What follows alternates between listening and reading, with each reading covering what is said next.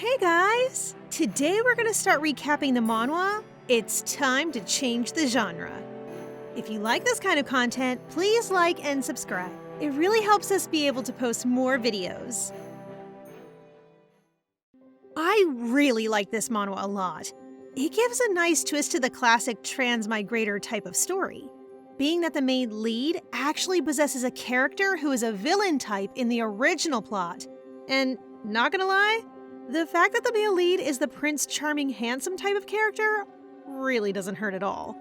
So, let's dive right into the story.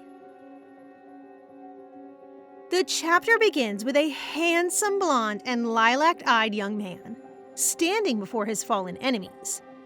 This is how the novel, The Owner of the Winter Forest, ends, with the main character, a grown-up Luca Winterwald, finally taking revenge on his distant family for taking away everything from him as he grew up, as they wanted to threaten him into renouncing his dukedom.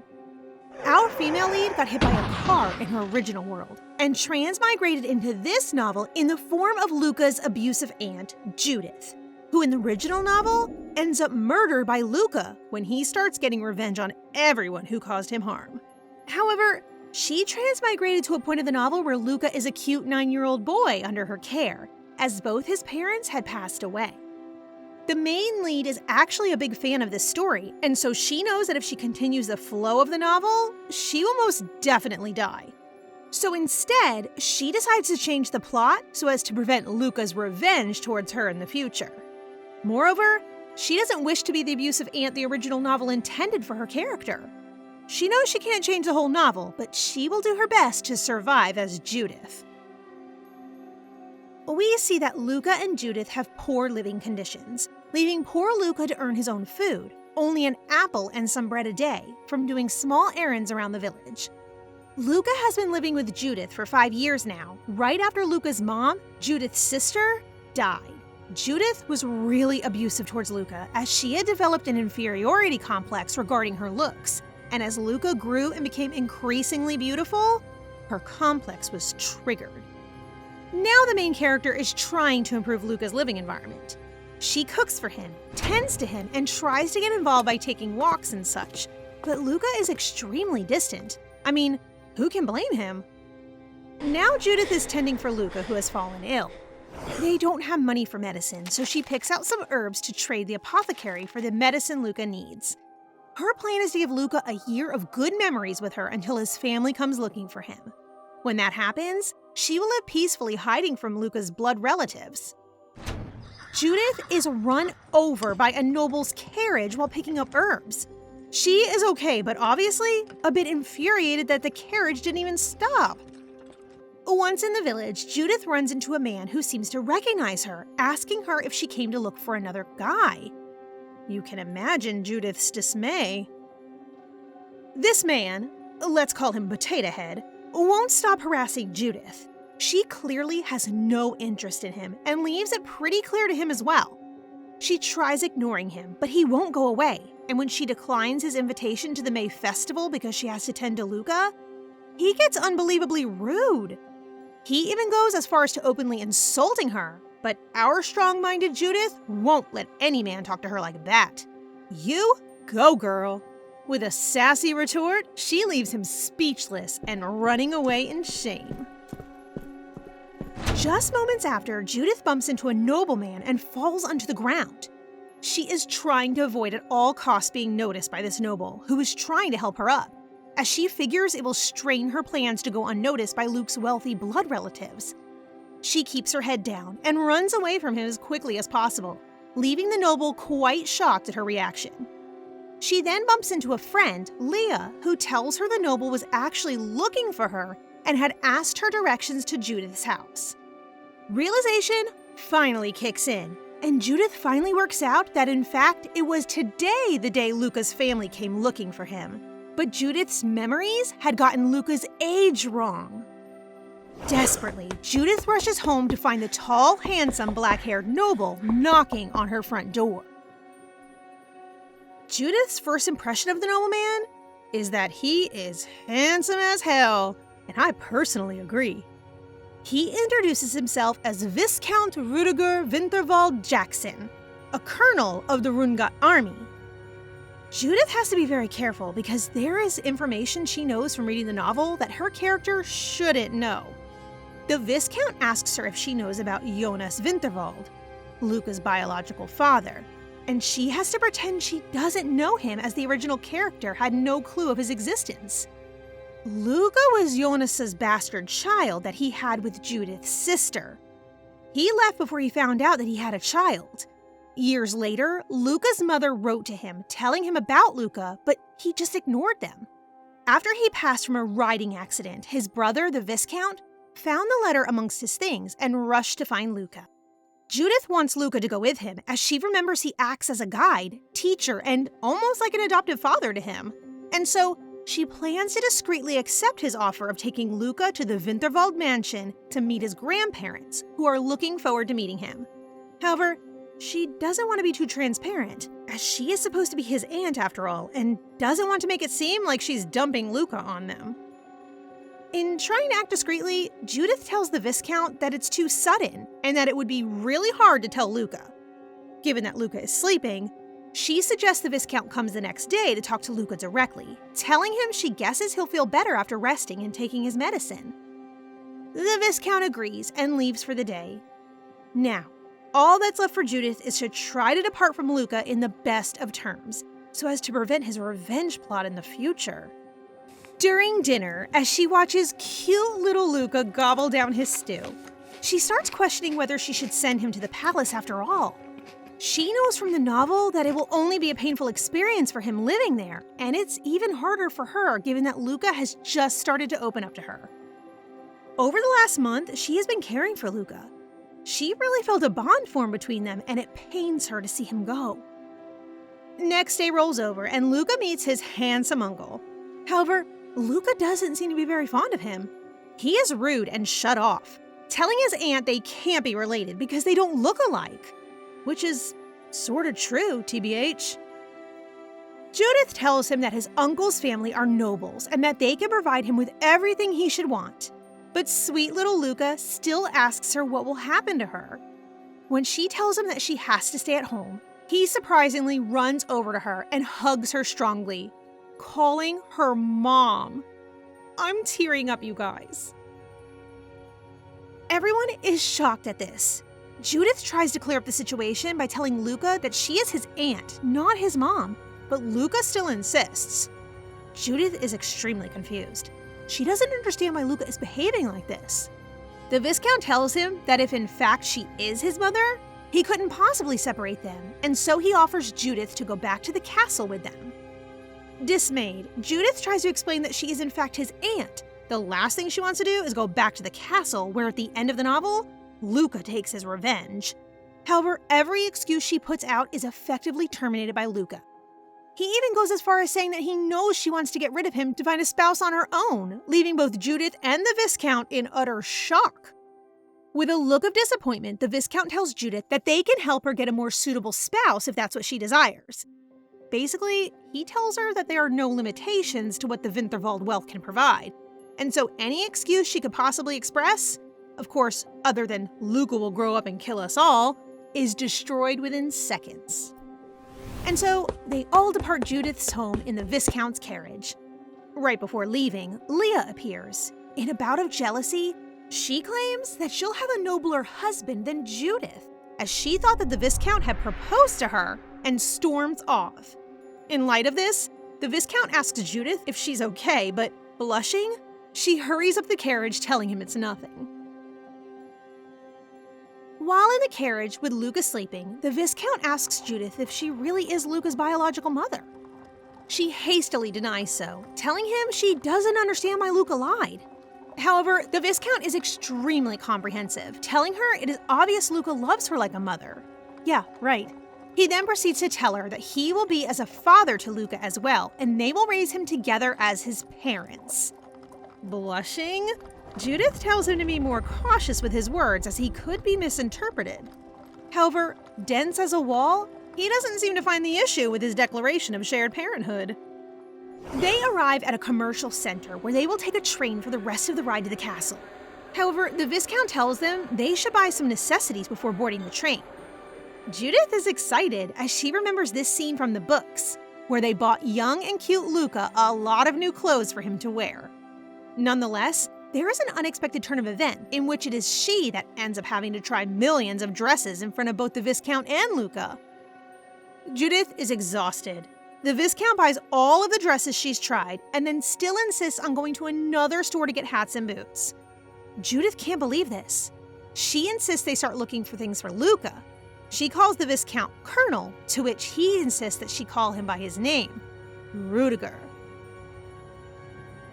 Judith tries to make Rudiger end the shopping spree, telling him she feels it's a bit excessive for her. However, as dense as always, he tells her it doesn't seem that way to him, and so they shall keep on buying stuff for her.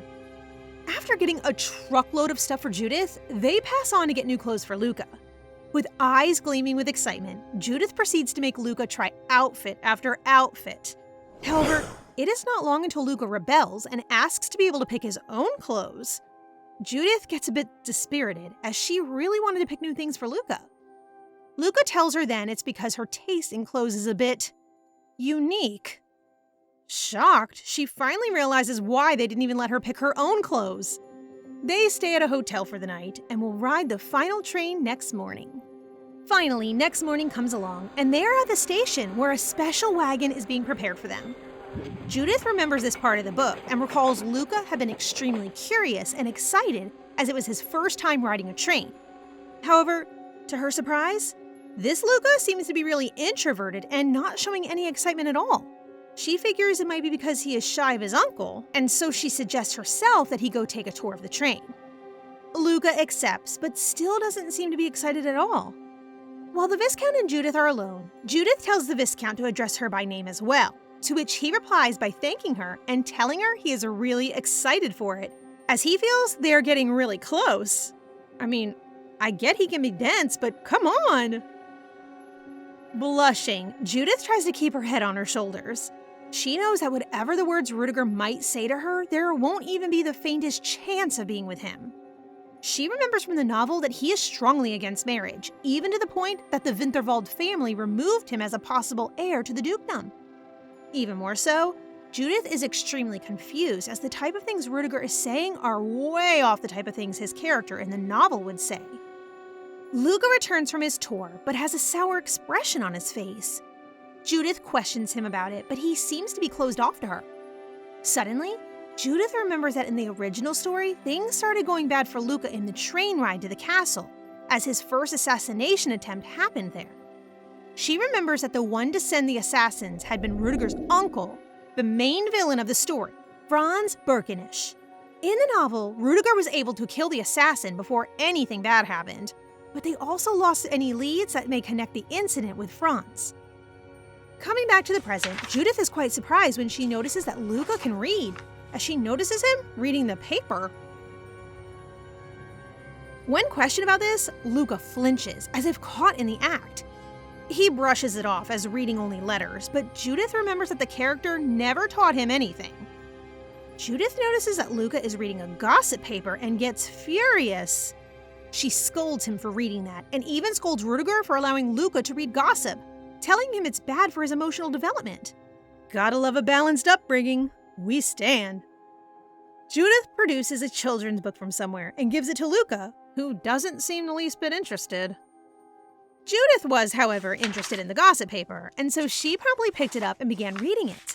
It basically talked about the Winterwald family and how everyone was desperate to be a part of it, as they had been the ones to get the railway building concession from the royal family. However, one of the catches was that the heir to the dukedom had to bear the royal blood as well. Jonas did, as the current duke had had him with a princess who died shortly after childbirth. Rudiger was the best result of the duke's marriage with the princess's lady-in-waiting, and so, as he bears no royal blood, he is not eligible to be the future duke. In the paper, they speculate about Rudiger becoming the next duke by engaging to a member of the royal family. Rudiger tells Judith to ask him directly any questions she may have, as the gossip papers are not reliable sources. And so, she promptly asks him about his presumed engagement with the princess. With a bit of annoyance, he replies that he is not going to get married to the princess, and that it's all speculation by gossipers. Judith remembers from the original novel that Franz wanted to kill Luca so badly because if it wasn't for him, he could have landed the dukedom just by marrying into royalty, as he was the nearest relative of the current duke aside from Rudiger. But Luca's appearance shattered his dreams of becoming duke, as Luca is both of royal blood and a direct descendant of the duke. Judith figures if she gets Rudiger to marry into royalty, she would be able to hit two birds with one stone, as Franz wouldn't even try to mess around with royalty. Rudiger asks Judith why she wants him to marry into royalty so badly, given that it would probably make it harder for Luca to become heir to the dukedom. However, Judith tells him that she doesn't care for that. She just wants Luca to grow up happily, and jokingly questions whether Rudiger brought them to the castle just to turn Luca into the future duke, to which Rudiger can only react by becoming flustered. They share a moment in which they pump each other up into becoming the best uncle and aunt for Luca, right when he interrupts them. On edge, he tells them to cut it, and scolds Rudiger for trying to hit on his aunt. She tells him it's not the case, and diverts the subject by telling him to read with her. Smart moves, sis. The chapter begins with Judith suffering from an upset stomach. It seems that in the original novel, the assassination attempt occurred while they were eating, but it never said when specifically, so she's been extremely nervous at every meal, which led to her now feeling ill. Rudiger offers to massage her hand, as there is a spot which helps upset stomachs if touched in the right way. Luca, seeing this, becomes a bit overprotective of his aunt and shoves Rudiger away, telling him he can take care of it himself. Judith is happy to see him worry about her, but realizes his hands are too weak for the massage to be effective, and so she asks Rudiger to help again, apologizing to Luca. Rudiger then proceeds to kneel beside her and take his glove off, taking her hand softly in his and massaging it. Judith, as we would, becomes extremely flustered. It is then a butler appears, asking about lunch service. Rudiger tells him to start preparing lunch, while Judith dozes off in Rudiger's soft massages. How she hasn't fallen for him already remains a mystery to me. Lunch arrives, and as Judith approaches the table, Luca stops her. It is then that the butler takes a rifle from the food cart and starts shooting at Luca. Horrified, Judith shields him with her body, and they are able to get behind some furniture before they get hit. Rudiger swiftly takes his gun out and starts defending them as well. Judith thinks that she should find a way to disarm the assassin without killing him so as to be able to expose his relationship with Franz, when Luca runs away from their safe spot. He runs directly at the assassin with a cutlery knife. Luckily, the rifle got jammed, but the attacker took out a sword. Luca was able to dodge the blade, but he fell to the ground after his knife impacted the sword. Judith runs after him, and as she gets to him, she shields Luca from the assassin's sword with her body, when Rudiger is able to hit the assassin in the arm. Judith's arm got a bit cut by the sword, but luckily, it's nothing serious. The assassin manages to start running away from the wagon, but Rudiger starts to run after him. Judith yells after him, telling him not to kill him as they have to question him. And so, without even needing to look, sexy, I know, Rudiger shoots him in the leg and stops him. However, the assassin keeps advancing and gets to a door, so to prevent him from getting off the train, Judith grabs a pepper shaker. Handy, I guess? And throws it at him. Well, good news is that Judith was able to hit the escaping assassin on the head. Bad news, the assassin wobbled over the rails and fell out of the moving train, which obviously resulted in his death. Poor girl can't get a break. Now they can't use him to link the assassination attempt back to Franz. Later, the three of them are back in their carriage when Luca, out of the blue, tells his aunt he doesn't want her to go with him to the Winterwald castle after all. Shocked, Judith tries to get an explanation for his change of heart, and after some deflection from Luca, he finally admits that he didn't intend for her to get hurt, much less cut by a sword, and that he doesn't want to put her in danger. That's when Judith blows up, reminding him that he also tried to run up to the attacker and giving him a full 1-hour lecture on how he should not put himself in danger like that. Judith has made up her mind. After the lecture, she informs him that she fully intends to go to the Winterwald castle as Luca's mother. Both Luca and Rudiger look at Judith perplexed.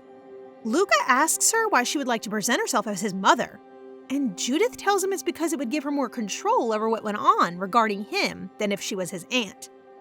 She means to be able to have a say in the estate if something like what happened just now with the assassin happened again. Rudiger agrees with her, telling Luca that it's not a bad idea at all. Once that's decided, Judith tries to coerce Luca into calling her mom, and he refuses profoundly. Their relationship is so cute. Judith notices it's snowing outside, and her eyes full of excitement calls Luca over to the window to watch the snow with her. She remembers this scene from the books and remembers Luca had originally been full of excitement himself, but now he seems to be uninterested in the snow. Judith brushes it off, thinking maybe he is shyer because of her presence there. Even so, kinda sus, don't you think?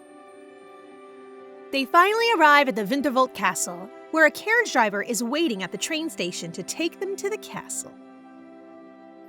The driver introduces himself to Luca as Hans.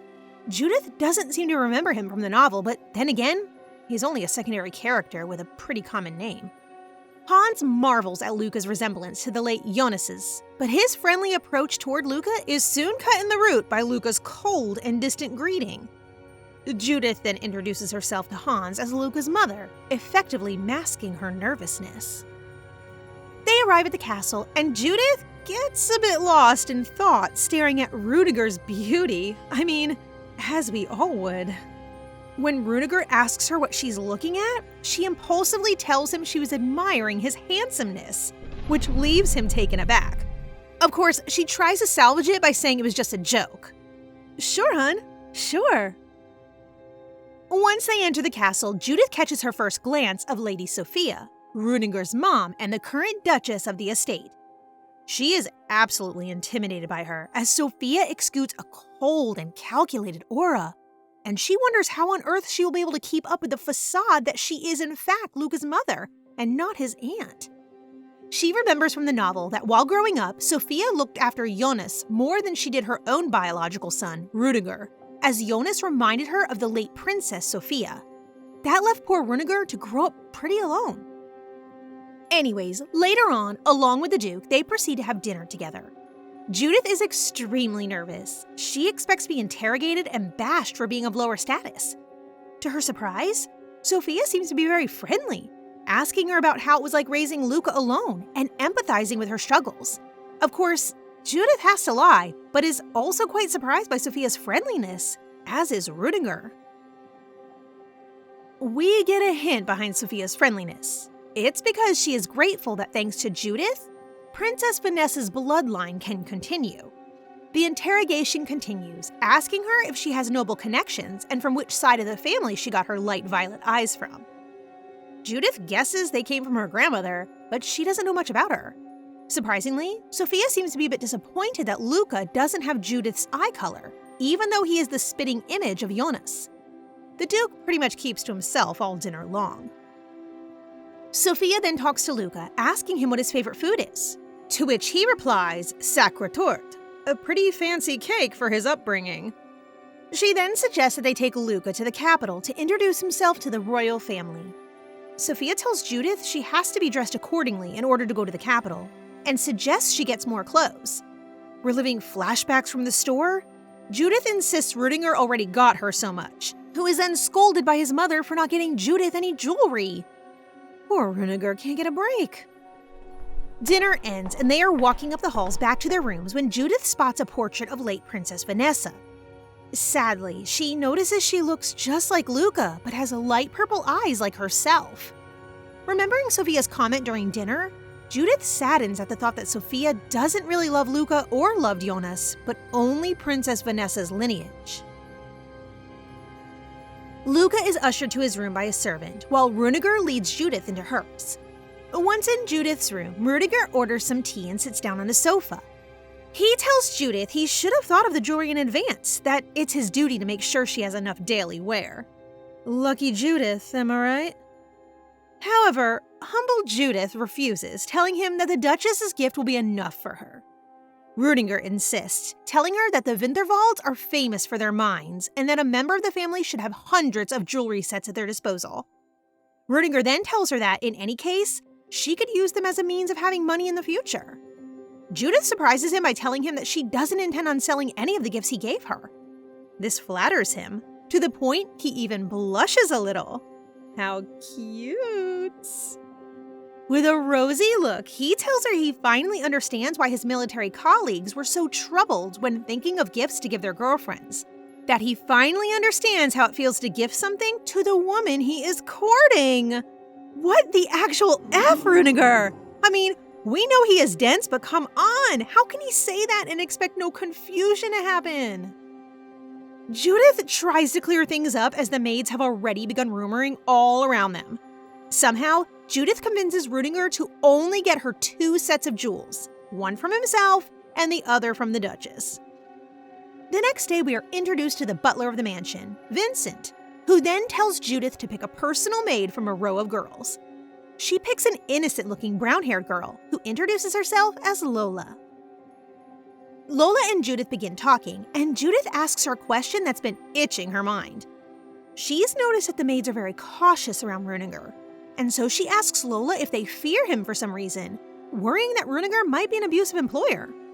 Lola clarifies it quite easily, telling her that in fact, most maids try avoiding him because they fear he might fire them. Contrary to Judith's suspicions, the maids' fears are mostly based on rumors that got twisted with time, which started because many maids tried hitting him up to try to raise their status. Rudiger wouldn't take this, so each time a maid made a greedy approach at him, he would fire them. Glad her suspicions were wrong, Judith thanks Lola, who apparently knows so much about the castle's rumors because her mother is head of the kitchen, so she practically grew up there her whole life. We are then shown that Luca has started his lessons. Being that he never received any formal education, Judith not only expects, but also remembers from the novel that Luca had originally struggled a lot with the new influx of information. Even wicked Franz had used Luca's academic difficulties to try to shame him publicly.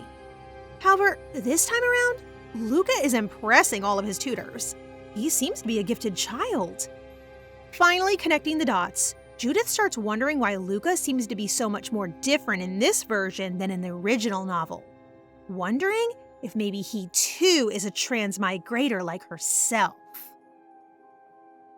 While Luca studies, Judith is sitting on a couch nearby knitting, or at least attempting to, and wondering if there could ever be a way of asking Luca if he's a transmigrator like herself.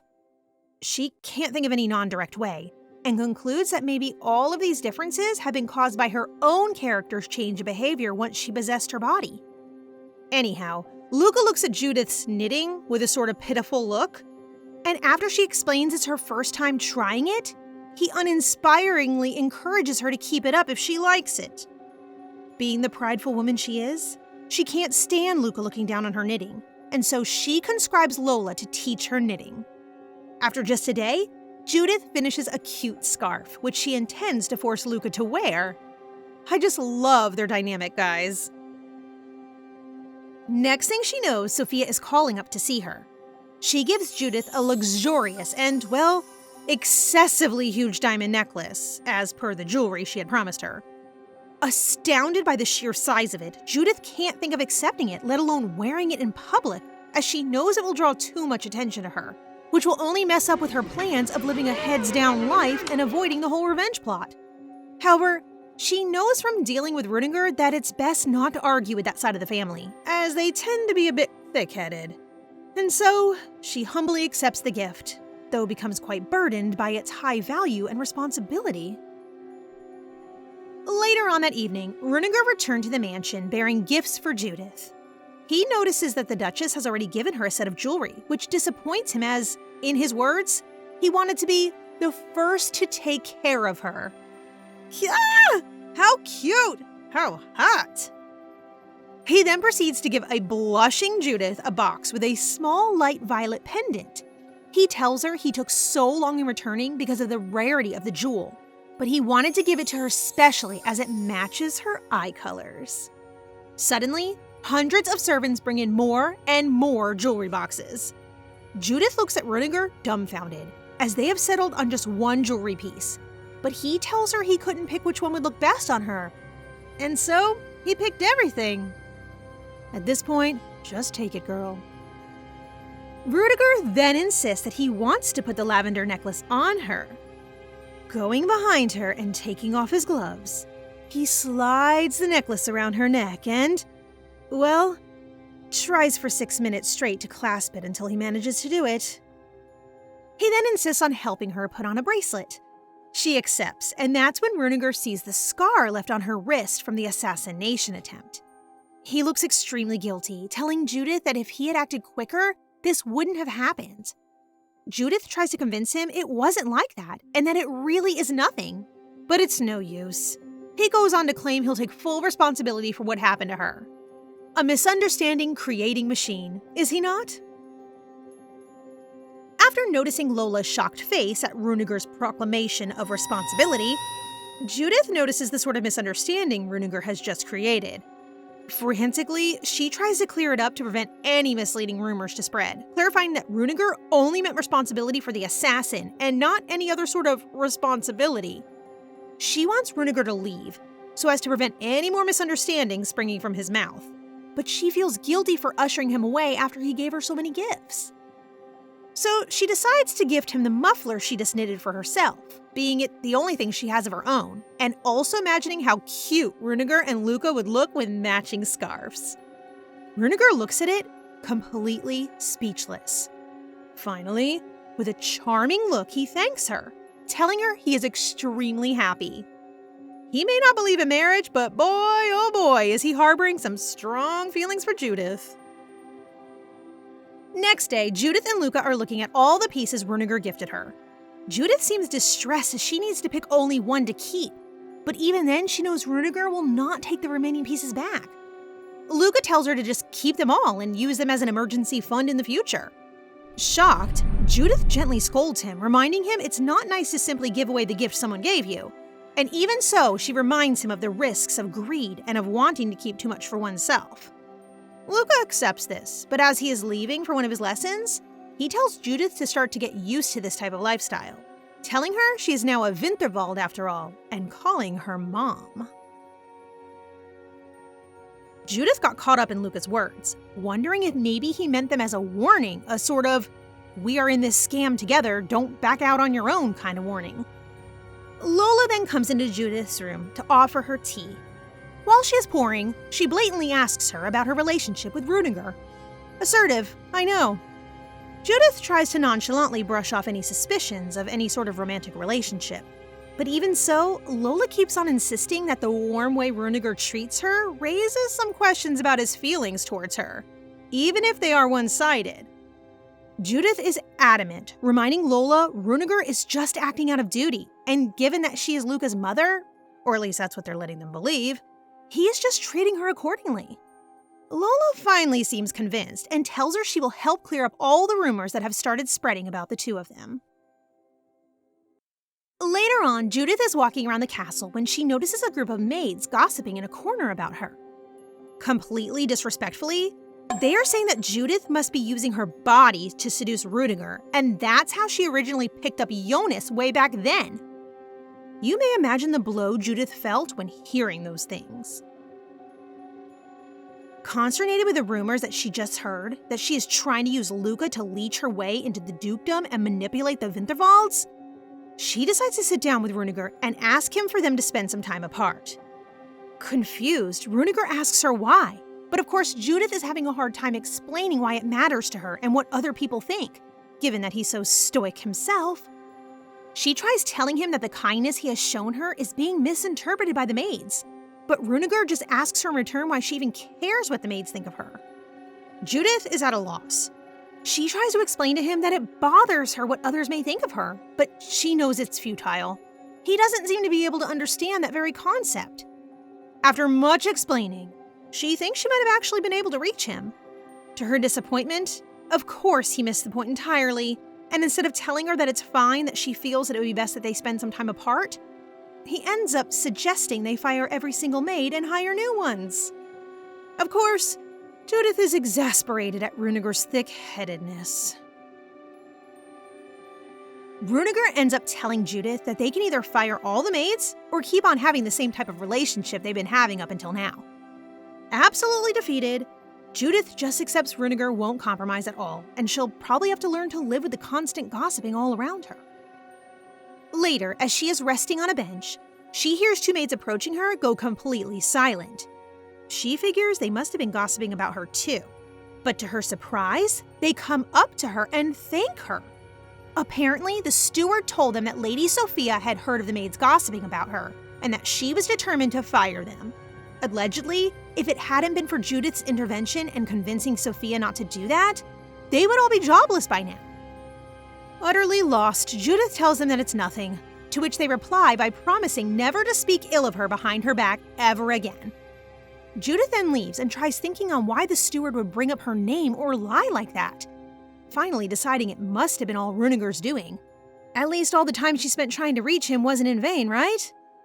Finally, once Judith returns to her chamber, she finds Lola, who enthusiastically asks Judith if it's true that she saved both Luca and Runegar from the assassin back on the train. Shocked, Judith asks her where she heard that, and it seems an exaggerated version of the events that took place on the train has been spreading in rumors throughout the castle. After Judith clarifies to Lola what actually took place on the train with the assassin, Lola still finds her completely heroic and tells her that, at this point, it's no use trying to clarify that rumor, as it had already spread too much. Sometime later, Judith confronts Runegar about them, and of course, he was the one who started the rumors after all. I mean, in the end, no more maids are speaking ill of her behind her back, so that's a win. However, Judith points out to Runegar that the rumor got too out of hand, and that it would be best for no more rumors to be spread regarding her in the future. He agrees. After the whole rumor situation has been cleared up, Runegar seems to be trying to spend even more time with Judith than before. She notices this, and it's got her a bit confused. I mean, she knows it's supposed to mean nothing coming from him, but we can't blame her for thinking otherwise if the man is literally asking her to spend time with him 24/7, right? While they are having tea together, she suddenly asks him why he is taking so much care for her, expecting to finally see if she's just making all of it up in her head. Of course, Runegar replies with something relating to his duty and her being a noble woman and whatnot. Judith nods and is quite embarrassed by herself, as she believes she has convinced herself that she was special, when it was just, well, Runegar being Runegar. Poor Judith. She just keeps getting played on by this brick wall of a man. Later that night, after Runegar unknowingly shutting down any suspicions she may have had about his feelings for her, Judith starts crying in her bedroom. Runegar's words hurt her more than she expected them to. It seems she's just realized that she in fact had been growing feelings for him. Can't blame her, but poor thing knows that with Runegar's repulse towards any sort of relationship, her feelings are only one-sided. Next day during dinner, the Duke informs them that he believes it's finally time to formally introduce Luca's existence to the rest of the family. This came much earlier than in the original novel, but then again, with Luca's steep learning curve, it makes sense he is introduced earlier. Runegar opposes his father, telling him he believes it's a bit too early for that yet. However, the Duke is adamant. He can't stand their relatives gossiping about the empty position for the heir of the dukedom. Judith then asks if there's anything she can do to prepare. They tell her it would be best for her to know a bit about the members of the Winterwald family. Runegar then helps Judith learn the family tree. He starts by introducing the Duke's younger brother, Count Birkenlace, and his son, around the same age as Runegar, Franz. Runegar tells her he believes it was the Count who was behind the assassination attempt, even though Judith knows it was Franz. Wondering if maybe, like the other characters, Franz was a bit different from the novel, Judith asks Runegar about him. Runegar looks at her, kind of hurt, and tells her she shouldn't be curious about him. Okay? Judith insists, wanting to be prepared if she has to meet him during Luca's presentation. Coldly, and with a severe tone, Runegar tells her it's best for her not to approach Franz and never to speak with him. He tells her he doesn't respect boundaries and even goes as far as calling him stupid.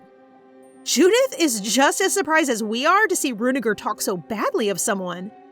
Runegar then continues teaching Judith about the Winterwald legacy and history. Apparently, they were originally an independent duchy up until 2,000 years ago when, during the war era, the Rumgart household unified the continent. They still keep an artifact from back when they were an independent duchy, a goblet which is said to grant people one wish in their lifetime. Judith is surprised at the mention of magic, but then she remembers it was a bit talked about during the novel. It seems the Duke is taking Luca to the ancestry room as they speak, which is the hidden room where they keep the goblet.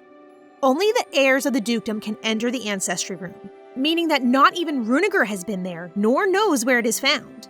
Just out of curiosity, Judith asks Runegar if he has a wish he would want to make. Runegar simply tells her he doesn't believe in any of that, which leaves Judith feeling a bit embarrassed. He then corrects himself, telling her that actually he has nothing left to wish for, as his wish has already been fulfilled. Judith doesn't dare to ask further. Damn it, girl! It's no time to be getting shy now! Much later, Luca finally returns. He seems to be exhausted, and so Judith tells him to sit next to her. She asks him if he went into the ancestry room, which startles him and leaves her wondering if maybe she wasn't supposed to know about it after all. Luca asks her how she knows about it, to which she tells him Runegar told her. This leaves Luca feeling even more gloomy than before.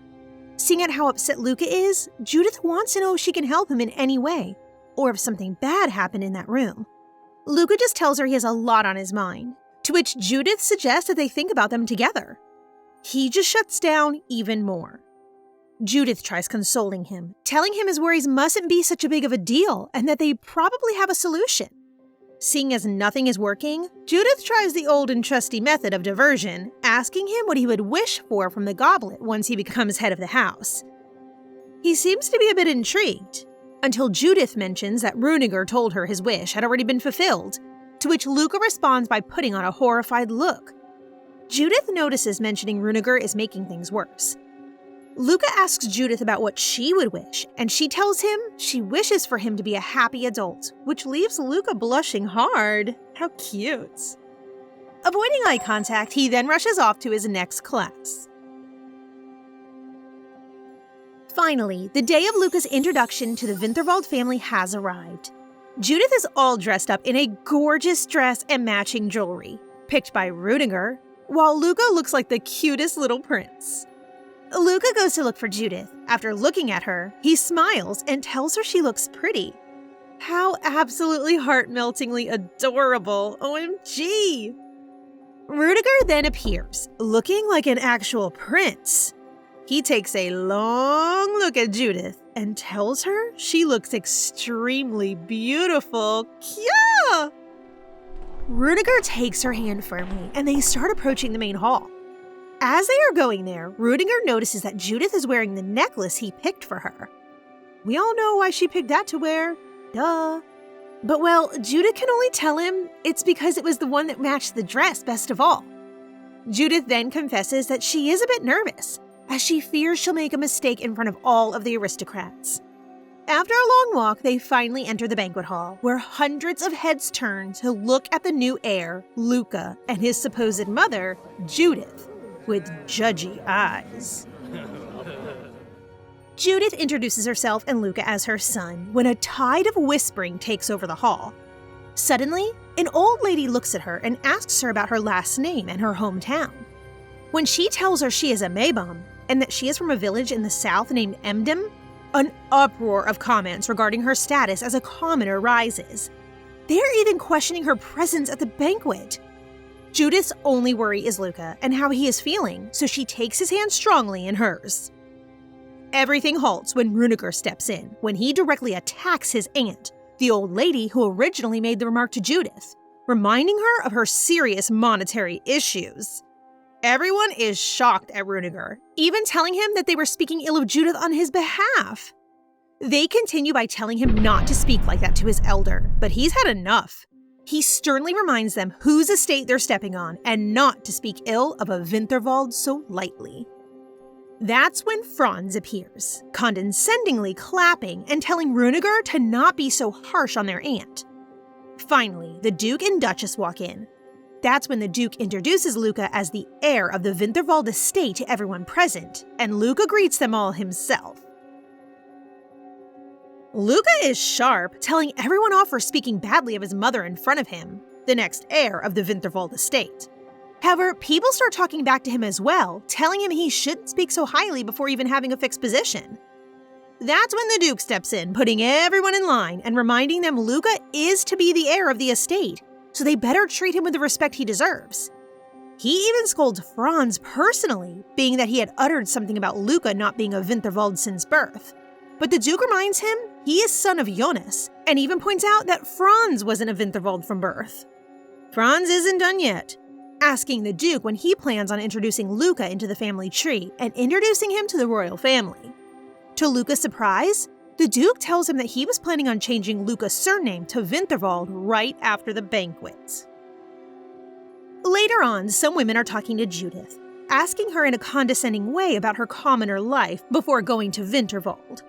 Judith notices the Duchess is leaving. She doesn't seem to be feeling so well, and so she takes advantage of that to leave as well. She uses Luca as an excuse, telling the women Luca is tired and that she'll take him to bed.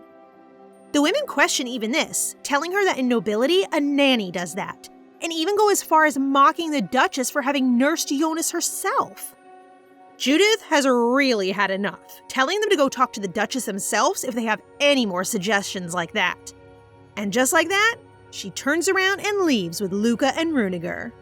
We love a girl who can stand up for herself. Rudiger escorts Judith to her bedroom door. Once there, he asks her why she just let those people talk to her like that, to which Judith makes him notice that it's quite amazing how he now seems to be concerned with what other people are thinking.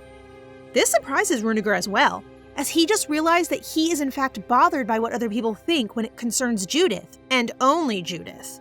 Yeah, he literally said that. Judith, of course, blushes hard. Runeger then tells her goodnight and leaves, leaving a quite troubled Judith behind, wondering if he actually likes her or not. After a night of tossing and turning, she settles on keeping her feelings hidden, so as to at least be able to be by Runeger's side as Luca's guardian. The next day, Luca is adamant that Judith doesn't meet Franz, let alone speak to him. Judith agrees, but she's still thinking it would be best to meet with him to see what he is up to now that all the guests are staying over at the mansion. Lola appears then and tells Judith the Duchess wants to share a meal with her, and as she hates crowded places, it would just be them two alone. Judith is delighted at the offer and swiftly leaves Luca to go meet the Duchess. While going to meet the Duchess, she coincidentally walks into Franz. He tries to invite her for a cup of tea, but she tells him she has plans with Sophia already. He remarks Sophia must cherish her quite a bit to be showing her so much attention. In any case, he insists that they have tea together the next day, to which Judith agrees.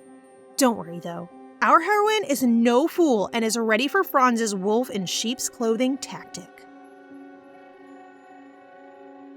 Judith has a nightmare with the moment in the novels in which Franz kills her character, as in the original novel, he had used her to get closer to the title, but after she turned out to be useless, he just murdered her. Tea time with Franz comes along, and our girl is prepared. He starts by asking her questions about her life in the castle and her relationship with Runeger, noticing how she addresses him by first-name basis. She apologizes and blames her commoner roots and lack of education for that, telling him that nothing is going on between them and that Runeger is only acting with a sense of responsibility for Luca's sake. Judith then asks Franz about his own marital status, and he tells her he is not even courting anyone, as he puts it, because he hasn't found the one yet. Judith really doubts this, thinking maybe he hasn't advanced on any romantic relationships because he is waiting to see if he can get the dukedom, which requires him to marry into the royal family. As Franz keeps asking about Runeger, Judith breaks down crying, of course, an act to entice Franz, while going on about how she doesn't feel accepted by their relatives yet. All of a sudden, Franz stands up and apologizes to Judith. He then proceeds to get down on one knee beside her and confess his feelings towards her, finishing up by asking her to start going out with him. What the hell? Judith is just as shocked as we are, even more so when Franz brings up marriage. Judith then thinks about what Franz's intentions may be, finally realizing that most probably he wants to marry her so as to be able to manipulate her and Luca more closely. And then, in 15 years, when the railway building concession expires, he'll probably just try to get rid of Luca to get the dukedom himself. Horrified at her suspicions, she severely tells Franz that his proposal is really bothersome, and that there's no way that's gonna happen. However, the little leech is insistent. He asks her if she doesn't find him attractive, and that he could provide her a safe shoulder to lean on. To which Judith reminds him that she already has Rudiger. Franz goes on to talk bad of Rudiger, calling him cold and telling her she shouldn't trust him. As if. In a desperate attempt, Franz even goes as far as grabbing her by the wrist. Judith implores him to let go of her, but he won't budge, demanding her to give him a chance. That's when, thank God, Rudiger enters the room, and with one hot and swift move, he swings a fire iron at Franz's hand to get him to release Judith. With the hottest look ever, he then orders Franz never to get close to Judith again, and to not even dream of trying to use her for his own twisted plans. Rudiger body blocks Judith from Franz. He questions Franz about his intentions, asking him if his father, Rudiger's uncle, ordered him to do this. Franz keeps on insisting he actually fell for Judith, even saying that the reason Rudiger is so worked up is because his own heart is on the line. Rudiger looks at him with a quizzed look, but luckily, Franz ends up leaving, not before telling Judith that his offer still stands if she changes her mind. Rudiger and Judith sit down at the tea table, and Lola breaks down crying at Judith's lap, asking her to forgive her for not calling Rudiger earlier, who had in fact asked her to call him if Franz ever tried to interact with Judith. Cute, but invasive, Rudiger. Judith wonders if maybe Lola is afraid Rudiger might fire her for going against his orders and not calling him before the tea happened, and so she tells Rudiger not to fire her. This calms Lola down. Then a sort of interrogation by Rudiger to Judith takes place. He asks her what Franz's proposal was to her, to which she tells him the dating and even the marriage proposal. He then asks her what she responded to, and looks quite relieved when she tells him she turned down both of them. When Judith thought it was all over, Rudiger fires one final question at her, asking her if she said no because it was Franz who had proposed, or if she was opposed to marriage in general. Judith is at a loss at this question. She sarcastically asks Rudiger if he intends to arrange a marriage for her, as he had said before they came to the castle. But of course, Rudiger doesn't understand the sarcasm and takes it seriously. Exasperated, Judith tells him it wasn't serious, and tells him that no, she is not interested in getting married, which, surprisingly, leaves Rudiger with a sort of disappointed look. After that's over, Judith meets angry Luca, who immediately scolds her for going behind his back and ignoring his words and meeting up with Franz. He even yells at her in anger, telling her never to meet with Franz again. Judith finally is able to calm him down, and things move on. After all of that, Franz finally left the castle, leaving Judith a bit more relieved. Later on, one of Luca's tutors wants to meet up with Judith. In the meeting, she expresses concern for Luca as he has been skipping class, and when he attends them, he is usually absent-minded. He still answers all of the questions correctly, but it is worrisome behavior nonetheless. Judith agrees and thanks her, then calling up Luca to talk about this. When questioning him about this, Luca tells her he doesn't intend on going on any more classes, that he will study on his own as he already has a lot on his mind and the classes are only taking up his time. Judith presses Luca to tell her about what's that's weighing so heavily on him, but he still won't talk. And so, she resolves to tell him to go out for air with her. They go outside and Judith hands Luca a glove and a ball. She tells him that when he is feeling overwhelmed like that, he should go out and move his body a bit. And so, she teaches him to play catch. Let's not forget that in the real world, Judith used to be a softball competitor in middle school, and so she knows a lot and is pretty good at it actually. Luca, however, doesn't seem to have that much of a sports side to him. Rudiger appears and asks if he can play too, so Luca, who is already exhausted, hands over his gloves so that Rudiger plays with Judith. Rudiger also never played catch before, yet he seems to be a natural. Rudiger, noticing Judith's ability, tells her it made sense now how accurate her throwing of the pepper shaker had been at the assassin. However, Luca didn't know that had happened, and Judith doesn't want him knowing she was involved in a man's death. She then ushers Runeger away and tries diverting Luca's attention, who is now asking questions about the incident. The chapter begins with Judith visiting Sophia's bedside. Apparently, her health has worsened and now she is bedridden.